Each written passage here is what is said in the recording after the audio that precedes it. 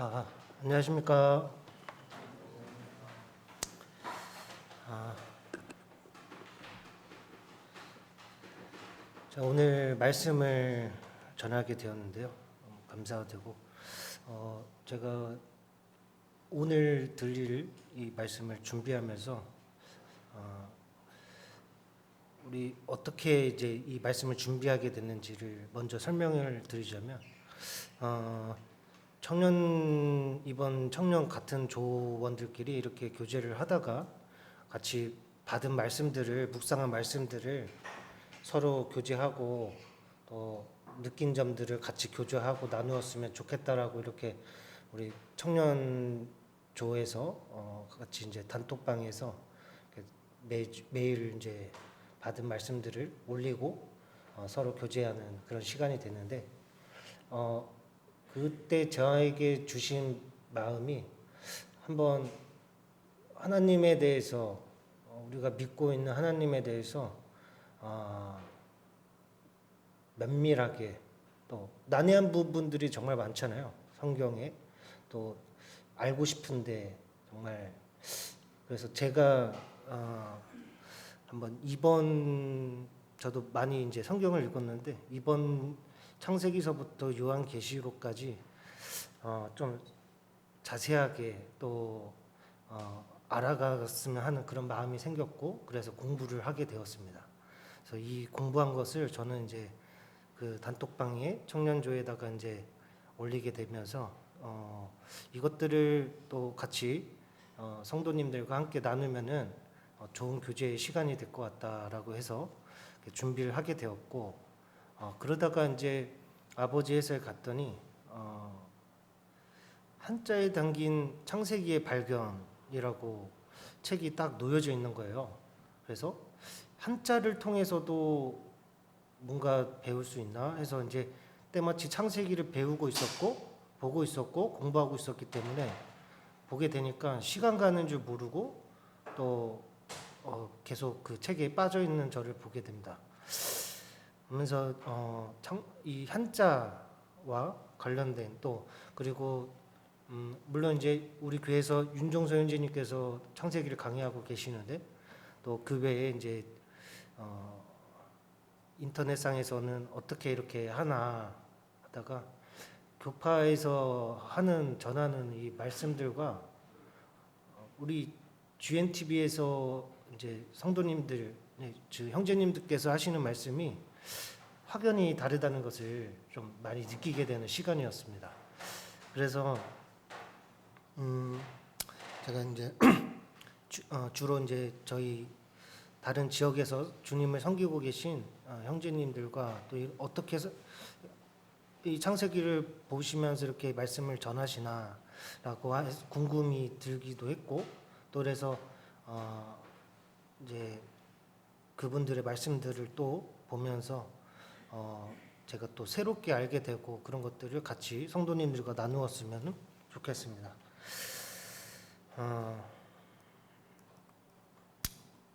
오늘은 창세기 1장을 같이 교제하려고 하는데요.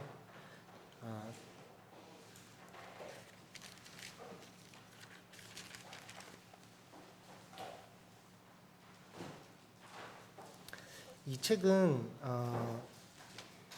우리 교회에 온 지 얼마 안 된 김아름 자매님의 이재림 형제님, 이재림 형제님이 원래 동성교회 이제 모임인데 그분의 아버님인 이강구 형제님께서 이제 내신 책인데 이 책을 통해서 같이 또 제가 배운 것들, 느낀 것들을 같이 교제했으면 좋겠습니다. 그래서 저만 은혜가 되면 안 되고 또 이 은혜 받았던 것을 성도님들도 같이 은혜가 되는 시간이 되길 바랍니다. 히브리서 1장 1절에서 2절 옛적에 선지자들로 여러 부분과 여러 모양으로 우리 조상들에게 말씀하신 하나님이 이 모든 날 마지막에 아들로 우리에게 말씀하셨으니 이 아들을 만유의 후사로 세우시고 또 저로 말미암아 모든 세계를 지으셨느니라. 여러 모양과 여러 부분들로 말씀하시는 하나님이세요. 그래서 이 참 왜 한자를 통해서도 또 우리에게 남기신 말씀이 또 뜻이 무엇일까라는 것을 좀 이 시간 같이 또 느꼈으면 좋겠습니다. 요한복음 5장 39절에 너희가 성경에서 영생을 얻는 줄 생각하고 성경을 상고하거니와 이 성경이 곧 내게 대하여 증거하는 것이로다. 성경을 배우고 또 성고를 상고하면서 하나님이 어떤 분이신지 또 알아가는 시간이 되길 바랍니다. 이 책은요, 한자에 담긴 창세기의 발견은 어떻게 만들어졌냐면요, 1800년경에 선교사들이 이 중국 땅에 왔는데 중국 땅에서 이 중국에서 성경을 번역을 해야 되잖아요. 그들이 알아들으려면 한자로 번역해야 되고, 그래서 그 과정 속에서 이분들이 연구하면 연구할수록 이 중국인들이, 그러니까 즉 지금의 중국인이 아니라 옛날 적에 한자를 만들었던 고대 중국인들이 이 한자를 만들었잖아요. 그 조상들이. 그러니까 이분들이 믿는 상제라고 하는데 중국에선 하나님을 상제라고 합니다. 근데 그러니까 중국어로는 샹띠라고 해요. 근데 이 샹띠가, 그러니까 상제가 우리 하나님과 같은 분인지 아닌지를 알아야 하는 거죠. 근데 알면 알수록 신기하게도 같은 하나님이라는 것을 알게 되었다는 거죠. 그래서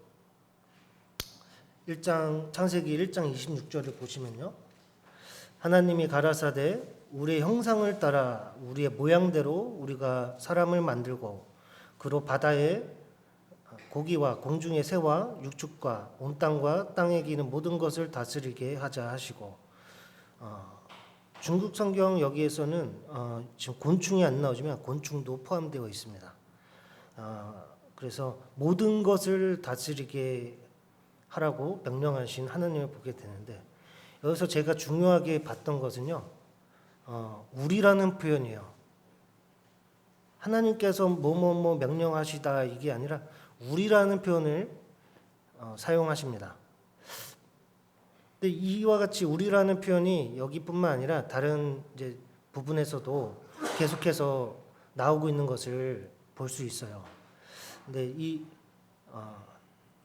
저는 이제 오늘 이 시간에 한자를 이렇게 같이 칠판에다가 써서 보여드리면서 하려고 했는데 칠판이 어디 사라졌어요. 그래서 핸드폰이 다들 있으시죠? 그래서 제가 한자를 알려드리면 네이버나 이런 데서 보시면 될 것 같습니다. 좀 처음에 볼 한자가 하나님 신이라는 한자인데 지금은 귀신 신으로 쓰이고 있습니다. 이걸 보면서 사단이 역사하고 있음을 또 보고 있는데, 원래는 하나님 신이에요. 근데 지금은 귀신 신으로 뜻으로 쓰이고 있어요.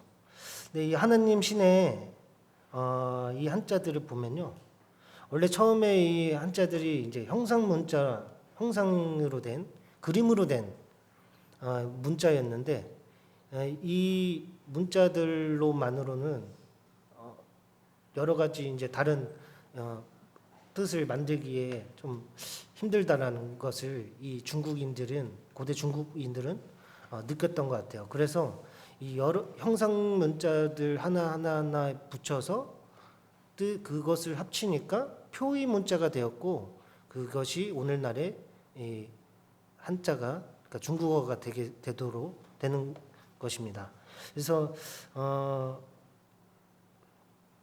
하나님 신의 왼쪽에 보면요, 보일시가 있는데요. 이 보일시의 뜻은 보이다, 선언하다, 계시하다입니다. 그리고 이 보일시와 합쳐진 아홉째 지지 신이죠. 이 합친 한자가 이제 하나님 신이 되는데 이 신자에는 먼저 이제 보일시에는 이제 보일시가 이렇게 해서 이렇게 되어 있거든요. 고대 문자를 보면. 근데 그게 마치 즉 재단 같이 생겼어요. 그래서 이 보일시는요 하나님을 뜻합니다. 하나님께 속죄하기 위해서 제사를 드리며 예배할 때 쓰이는 것이고, 또 하나님께서 계시를 내리신다는 뜻으로 이 고대 중국인들은 이 뜻으로 이제 보일시를 만들었던 것을 보게 됩니다. 또 신내는 이 아홉째 지지 신, 이게 옛날 형태는 이제 번깃불이 퍼지는 고대 한자를 보면 번깃불이 퍼지는 모양을 나타낸 글자라고 해요. 번깃불을 그러니까 그래서 이 퍼진다, 퍼서 말한다라는 것으로 뜻이 됩니다. 이 두 가지 뜻이 합쳐져서 하나님께서 계시하시는데 펴서 말한다라는 의미가 있어요. 그래서 3절, 6절 중에서 하나님께서 이르시되, 또 9절에도 이르시되, 이것을 이제 말씀을 통해서 반드시 하나님을 보게 되는데, 참 창세기 1장 2절에 또 땅이 혼돈하고 공허하며 흑암이 깊음 위에 있고 하나님의 신은 수면에 운행하시니라. 이걸 보면서 이제 중국어로는 이제 하나님 신이 션이라고 하는데 좀 발음 비슷하죠. 이제 신령령에 대해서 우리가 같이 좀 알아보길 원해요. 신령령을 한번 찾아보시면 맨 위에 하나 일이 있어요. 그것은 하늘을 뜻하고요. 그 다음에 하늘, 그 다음에 이제 덮을멱. 이게 지붕으로란 뜻도 되고요.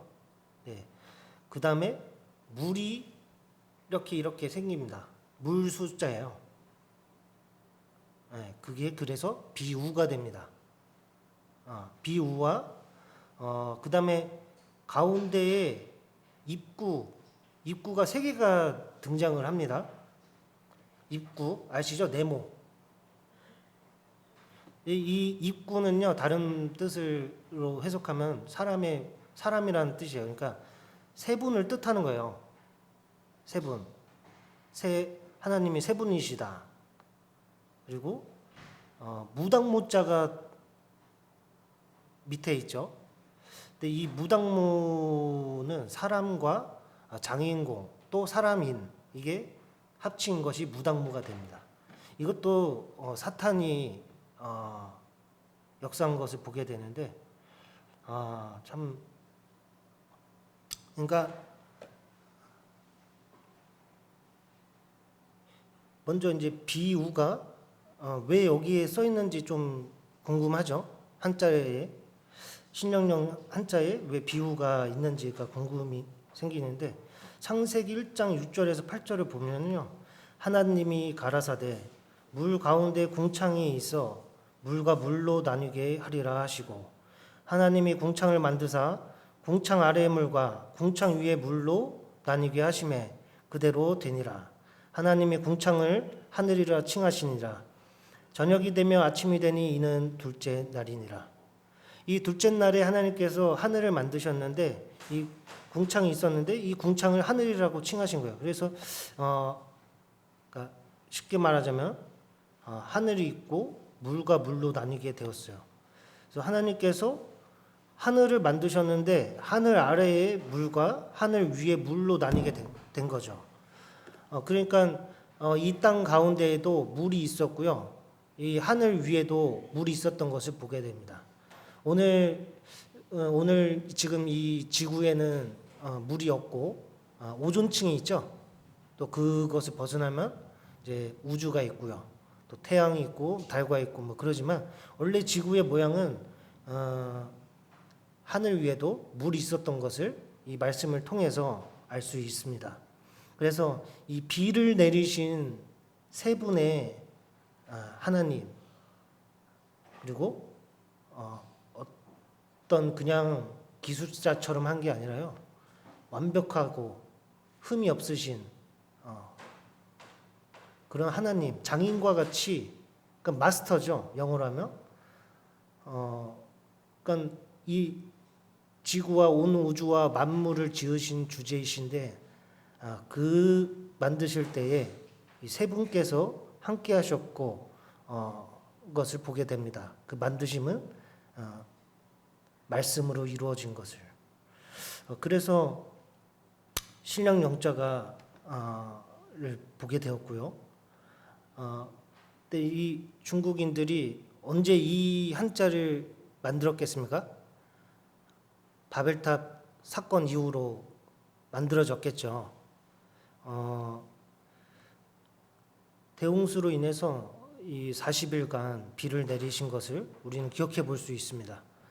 그래서 바벨탑 사건 이후로 고대 중국인들은 이 동쪽으로 이주를 하게 되었죠. 이 노아의 세 아들들을 기억해 보면은 함과 또 셈과 또 그리고 야벳. 그러니까 야벳은 백인 종족이에요. 러시아, 뭐 유럽, 미주 지역에 사는 미국인들, 이런 사람들을 이제 미국인이라 야벳 족속이라고 하고요. 또 흑인 계열, 함의 족속, 함의 후예들, 이 아프리카에 이제 주로 살고 있죠. 그리고 아시아인들, 셈의 족속인데, 또 이제 그 중에 중국인들이 이 셈의 족속인 것을 우리는 유추해 볼 수 있습니다. 그래서 이 바벨탑, 하나님께 죄를 범했고 그로 인해서 원래는 구음과 언어가 하나였던 이 노아의 후예들이 각자 이 지구 전 세계에 퍼지는 것을 보게 됩니다. 그래서 이 중국인들은 하나님을 이렇게 배웠고, 또 그것을 이제 그림을 문자로, 표의 문자로 해서 이렇게 그 여러 가지 한자들이 합쳐져서 이제 하나님을 뜻하는, 원래 고대 중국인들이 그렇게 만드는 것을 우리는 볼 수 있습니다. 이 대신 채자를 보면요,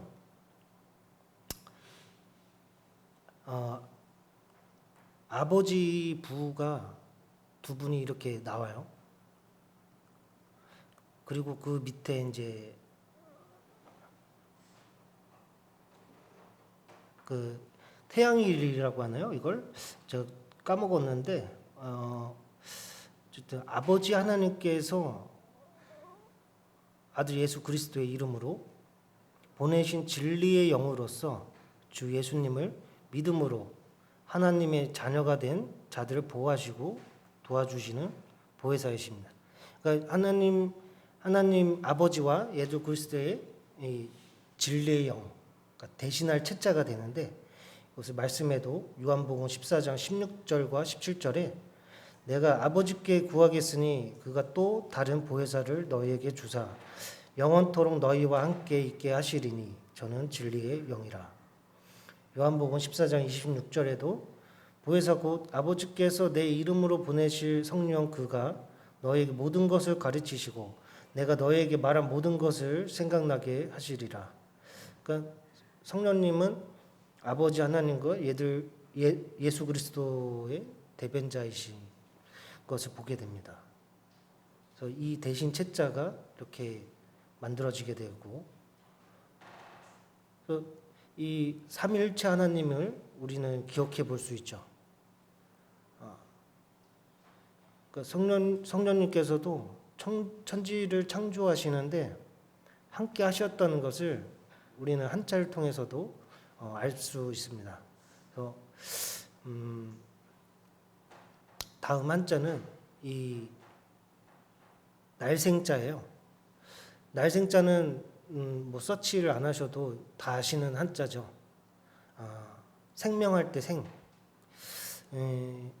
이 하늘, 땅, 바다 이 세 개의 획이 있죠.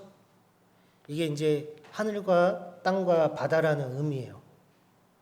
근데 왼쪽에 한 획이 있어요. 날생자를 보면 이게 이제 활력은 생명을 불어넣는 그것을 의미합니다.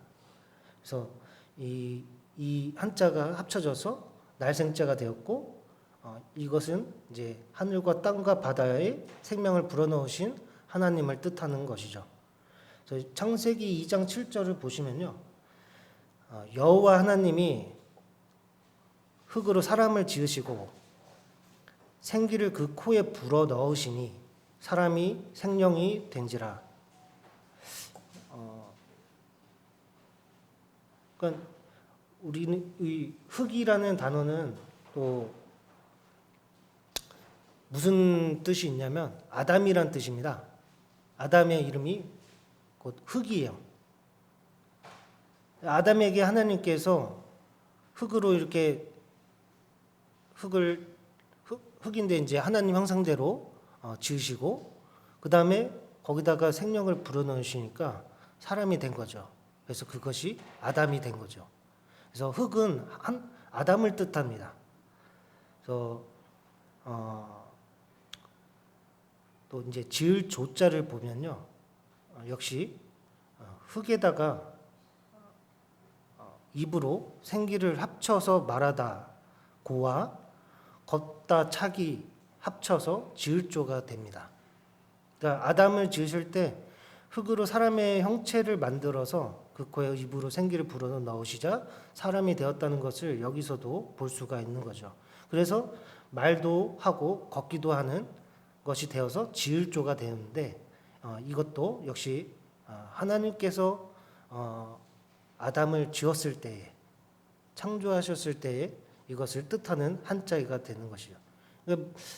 고대에 만들어진 이 한자들을 하나하나 알게 될수록 모든 것들이 이 창세기의 초반에 나온 모든 말씀들과 연관이 되어 있다는 것을 느낄 수 있고요. 또 그러므로 인해서 고대의 중국인들은 우리가 믿고 있는 하나님과 역시 동일한 하나님임을 알 수 있습니다. 그래서 욥기 38장 4절과 5절에 내가 땅에 기초를 놓을 때에 네가 어디 있었느냐 네가 깨달아 알았거든 말할지니라. 누가 그것의 도량법을 정하였는지 누가 그 줄을 그것의 위에 띄었는지 네가 아느냐.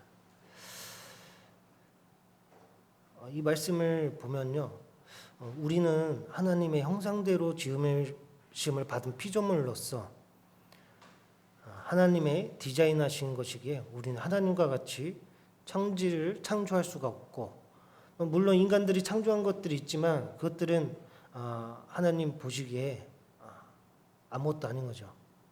우리가 시간이 지날수록 계속 발전되고 스마트폰이 나오고 뭐 자동차 발전되고 뭐 여러 가지들이 있지만 주님께서 만드신 이 모든 우주와 만물보다 안 되는 걸 보게 됩니다. 아무것도 아니에요. 뭐 자동차를 만들어서 우리가 영원히 살 수 있습니까?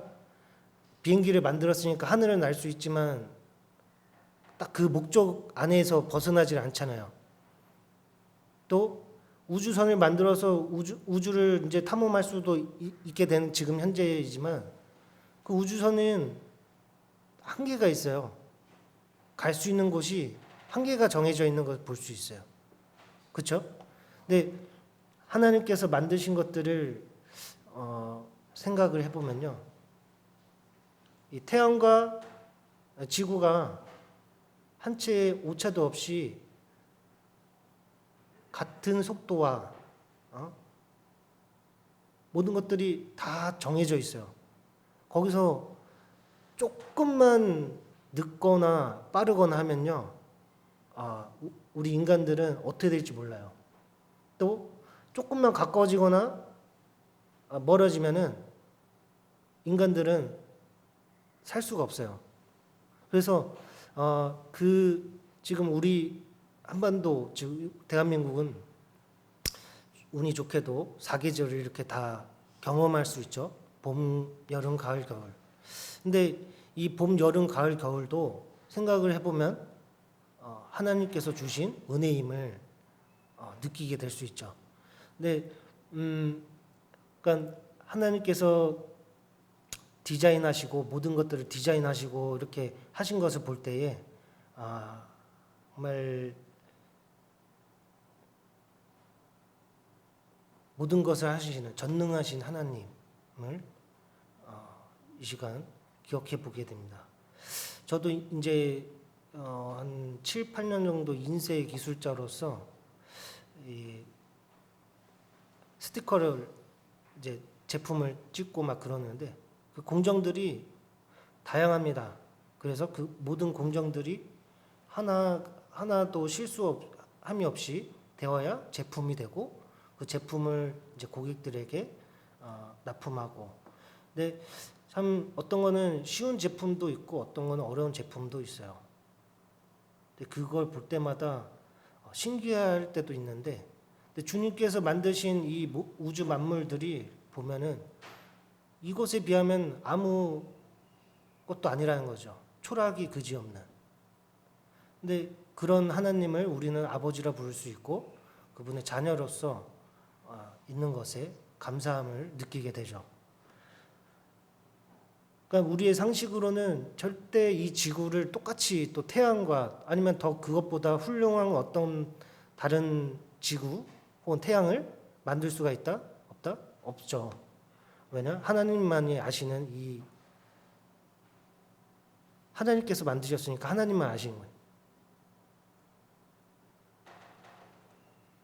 이 모든 것들이 6일 만에 더 일찍 만드실 수도 있지만 이 6일이라는 시간을 통해서 이 우주 만물을 창조를 하십니다. 근데 이 6일이라는 시간과 또 제7일 하나님께서 쉬시는 제7일을 보면은 시간과 절차 그 모든 것에는 때가 있다는 것을 알려주시는 것 같아요. 우리가 웃을 때도 있고 슬플 때도 있고 또 낙심할 때도 있고 화가 날 때도 있고 여러 때가 있는데 그 때가 있음을 알려주신 하나님이 그 시간들을 통해서 내가 주님께 나와서 감사가 드릴 수가 있고 그 모든 것들을 하나님께 비춰봐야 한다는 것이죠. 그래서 매 순간마다 우리가 어떤 기쁜 마음이 있고 또 어떤 슬픈 마음이 있고 어떤 안 좋은 마음, 악한 마음이 들 때에도 다시 하나님께로 돌아와서 내가 하나님께 어떻게 해야 되는지를 보게 됩니다.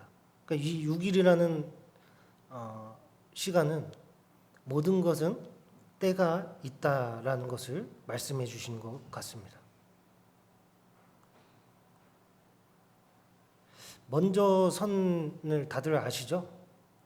먼저 선을 보면 또 이 한자 역시 아담을 떠올리게 됩니다. 하나님께서 생기와 흙으로 사람을 만드신 것을 기억해 보게 돼요. 왼쪽에 역시 생명을 활력을 넣으신 한 획을 보고요. 어디다가요?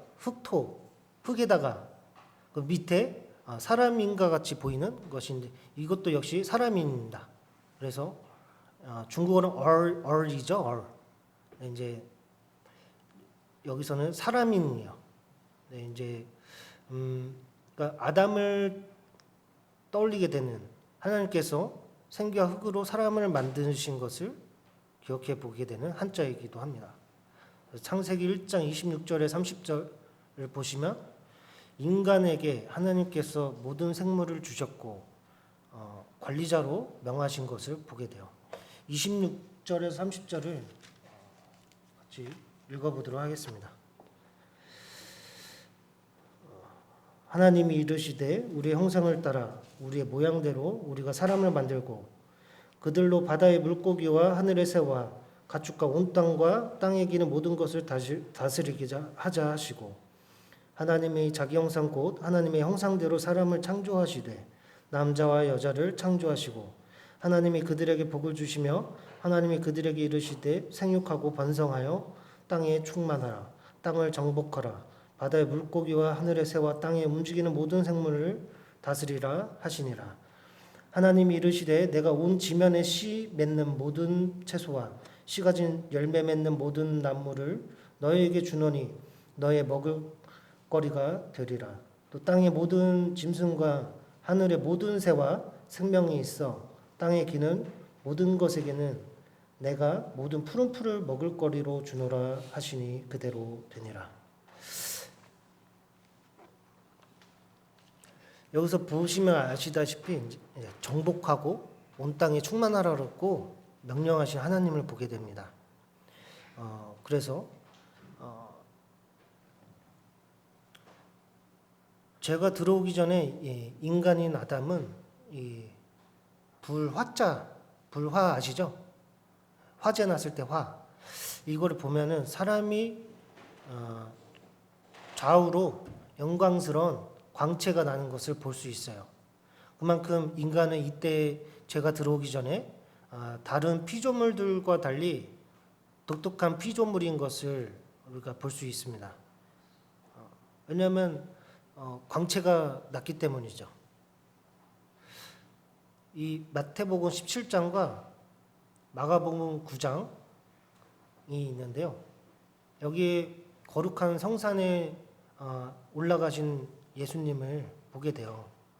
누가복음 9장 29절에 같이 한번 보실게요. 누가복음 9장 29절입니다. 같은 말씀인데 이제 기자들이 달라요. 다만 이제 기자가 다르고 좀 왜 누가복음 9장을 보자 그러냐면 좀 세밀하게 나와 있습니다.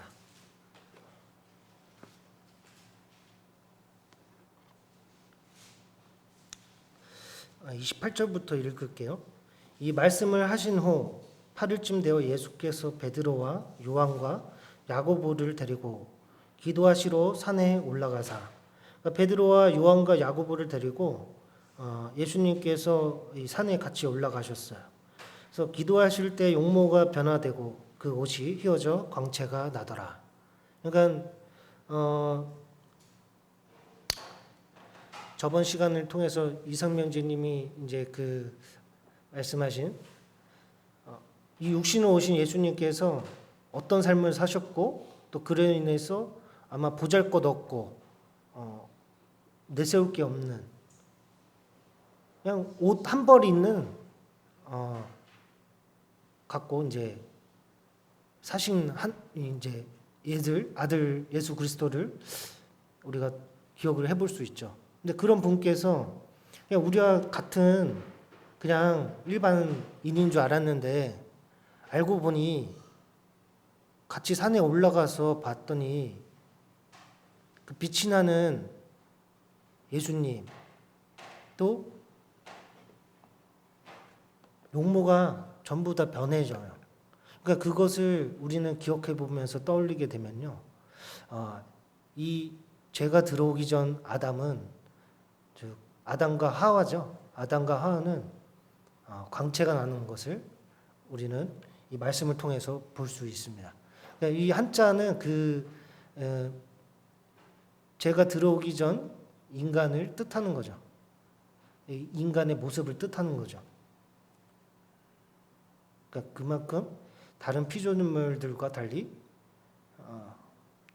하나님의 형상을 따라 지으심을 받은 것이요. 그 광채까지. 근데 지금은 우리 인간들에서 광채가 납니까? 빛이 나요? 안 나죠.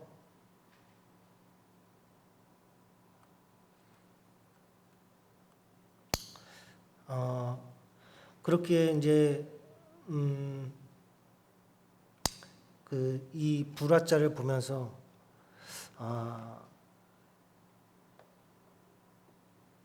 하나님의 형상대로 그대로 이제 지으심을 받은 것을 보면서 정말 하나님께서 인간을 얼마나 사랑하셨는지를 또 다시 한번 생각해보는 시간이 되었고 또 이제